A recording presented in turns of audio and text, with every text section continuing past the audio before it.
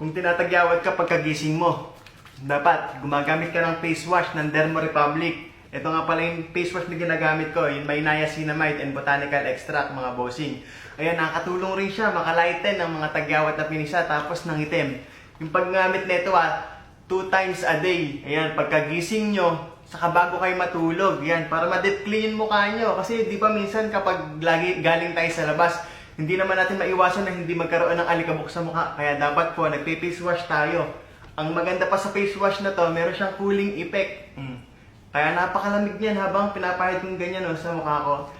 Kaya i-massage nyo lang na ganyan, kahit 1 minuto lang, tapos saka nyo banlawan. Saka kung meron kang mga tiny bumps, yun parang malilit na tagyawat. Eto, itry mo na tong face wash ng Derma Republic. Huwag ka nang magdalawang isip, napakamura lang ng face wash na yan. Tapos napakabango pa. Kaya ikaw, bossing, kung may mga dark spot ka o ayaw mong tubuan ng tagyawat, lalo na pagkagising mo, nagugulat ka na lang minsan, may tagyawat ka na. Eto, gamitin mo tong face wash ng Derma Republic.